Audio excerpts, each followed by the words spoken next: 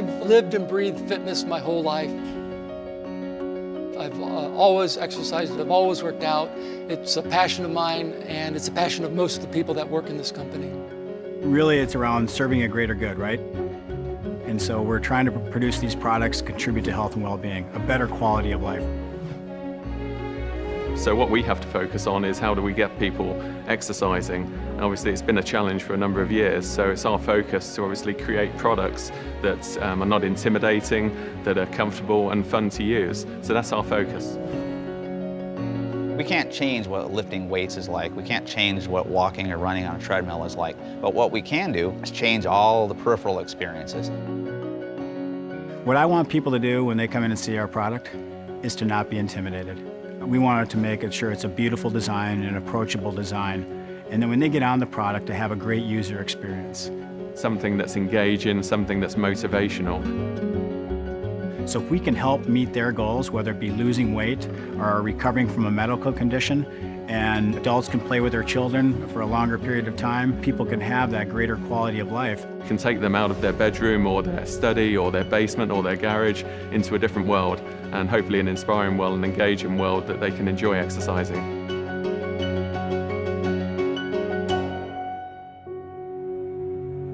乔山的经营哲学是健康、价值、共享。 The story of how we got started is fascinating.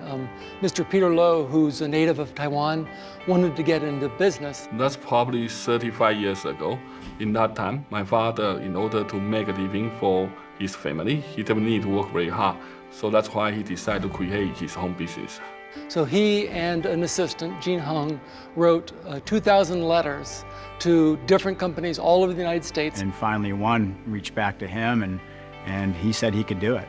And he was going to be manufacturing barbells. But Peter didn't know what a barbell was, and Peter didn't know what a weight plate was. So he sketched out the drawing on a napkin, put it in the mail, sent it to Peter Lowe. And he looked at the drawings, and after he hung up the phone with Ivanco, he looked at the person next to him and said, "What is this?" And we have to make it. And that was our first order for Ivanco barbells back in 1975. This is our first foundry. The industry was really at its birth point. Nobody had any idea that this industry would get as large as it's become today. It's incredible. Peter started off from very humble beginnings to actually get into where he is now with over 2 million square feet of manufacturing plants. We are a global company. We're a company of the 21st century. It's wonderful actually working for a family that's very much involved in the business. There's an absolute passion which inspires every individual to go with them.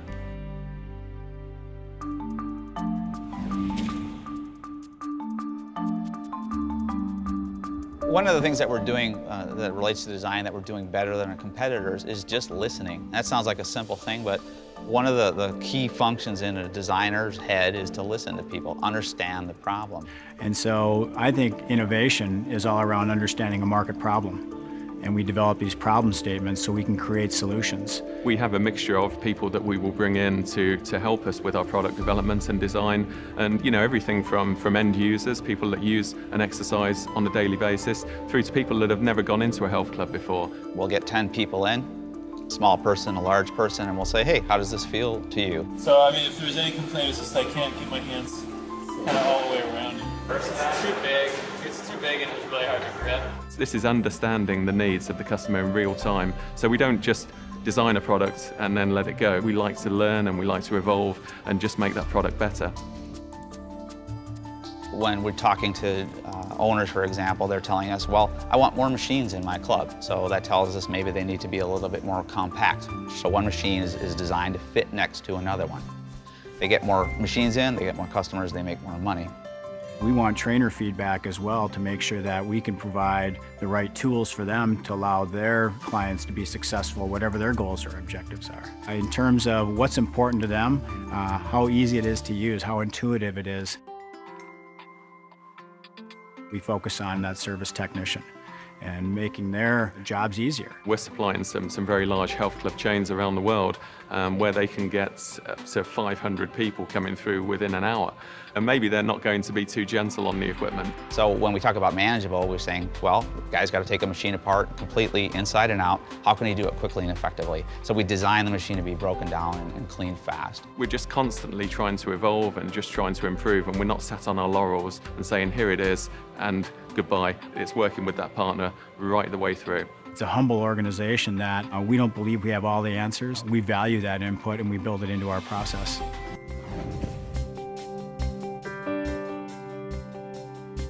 One of our key advantages is that we are vertically integrated. We control the process from the beginning to the end.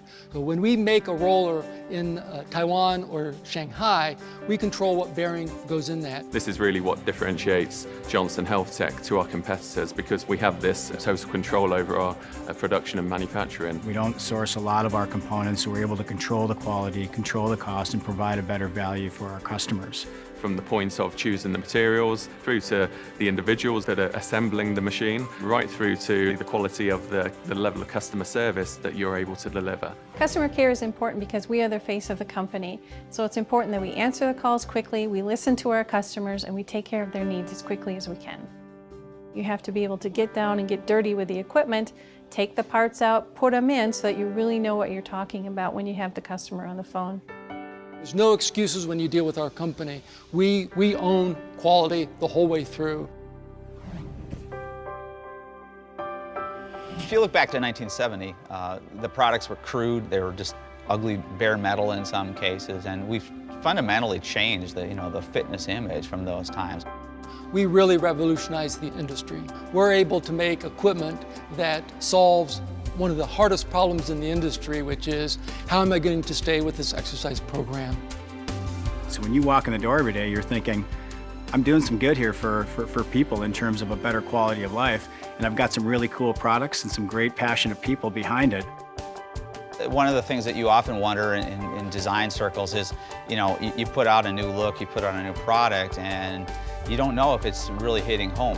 What we have here is a situation where people come to our building and they say, I tried out your new Scent Trainer, I tried out your new G7 design, I loved it. And when you hear those stories, it drives that passion and that inspiration to want to continue to develop great products that lead to a healthy and active lifestyle and just a greater quality of life.